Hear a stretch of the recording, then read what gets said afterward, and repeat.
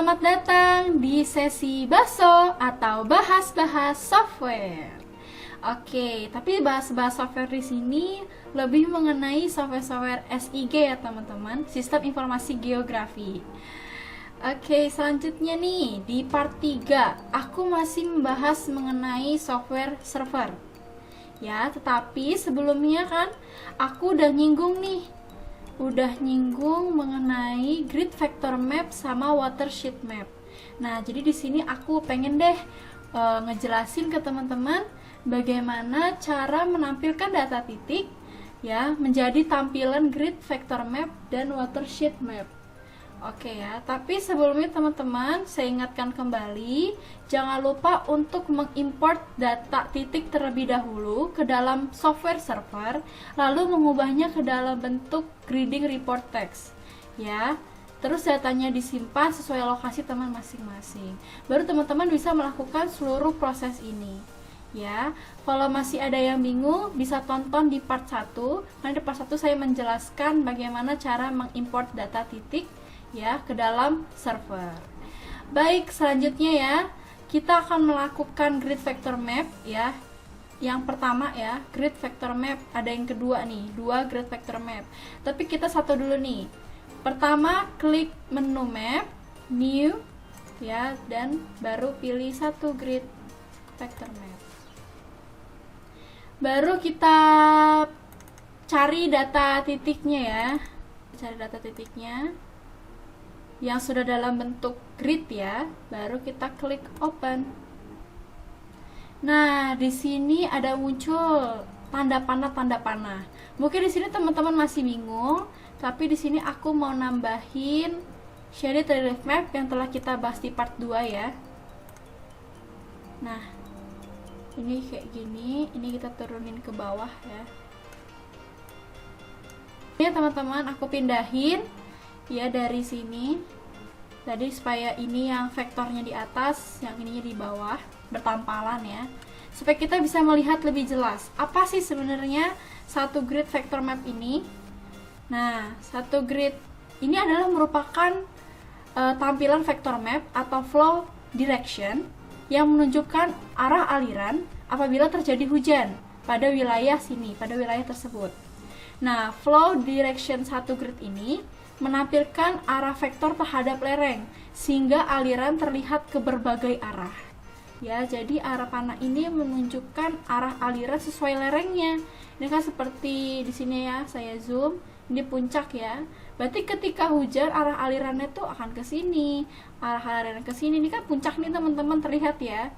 Ini seperti puncak gunung karena bayangannya sangat terlihat. Maka nanti kalau hujan tuh arahnya ke sini, menyebar ya teman-teman. Ya, sementara kalau untuk di daerah rendah ya seperti ini ya, air terlihat mengumpul nih teman-teman nih. Nah, mengumpul ke tengah-tengah. Berarti di sini dapat kita simpulkan bahwa ini adalah daerah yang rendah ya, di mana air-air itu mengumpul. Oke, itu adalah satu grid vector maps atau one grid vector maps ya teman-teman. Selanjutnya kita bisa melakukan ini, 2 grid vector map ya. Kita klik, pilih data titiknya, open. Nah, ini akan 2 kali muncul ya, seperti namanya 2 grid ya, jadi 2 kali. Nanti kita pilih lagi data titik yang sama, open. Nah, ini kelihatan pusing ya teman-teman, karena yang vektor pertama tadi itu belum kita uncheck. Nah, jadi kita uncheck dulu ya teman-teman. Inilah semuanya kita uncheck biar kita fokusnya ke sini, yang kedua. Nah, di 2 grid vector map ini merupakan penggabungan dari faktor X dan Y, sehingga arah panah bisa kita lihat ya teman-teman mengarah ke timur laut. Arah alirannya hanya satu arah, berbeda dengan yang tadi, yang one grid vector map.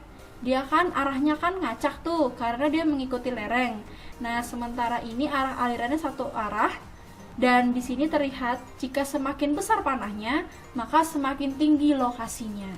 Ya, di sini bisa kita lihat kan ini daerah tinggi, panahnya tuh tebal-tebal ya, besar-besar. Sementara daerah yang rendah panahnya kecil-kecil.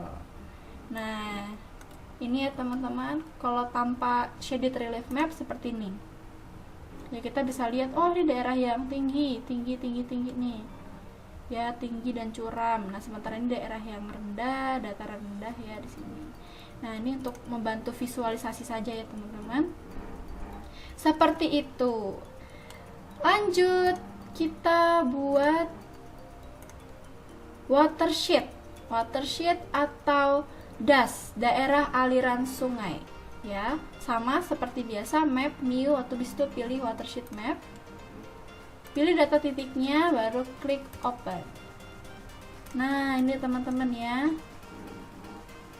daerah aliran sungai atau watershednya. Nah, di sini watershed di sini merupakan daerah tangkapan air yang ditunjukkan berdasarkan identifikasi dari aplikasi server ini atas adanya cekungan melalui ketinggian dan juga sungai utama di sini pada wilayah ini ditunjukkan oleh garis berwarna biru. Ya, seperti kita lihat tadi kan di sini shaded relief mapnya. Waduh, nggak nyatu. Ya, di sini ya. Kalau kita lihat di sini kan, di sini kelihatan nih seperti ada daerah cekungan kan, daerah cekungan ya berdasarkan sini puncak-puncaknya ya. Nah, disinilah terbentuk watershednya ya. Langsung diidentifikasikan watershednya dan di sini langsung diketahui, oh di sini ternyata sungai utamanya berkumpul ya, atau menjadi titik perkumpulan sungainya ya, sungai utama. Nah, seperti itu teman-teman. Banyak banget ya teman-teman manfaat dari menggunakan software-software ini, dan menurut aku pengolahan di software-software ini benar-benar mudah ya teman-teman, nggak perlu ribet-ribet ya, karena dengan satu klik itu kita sudah banyak mendapatkan manfaat ya.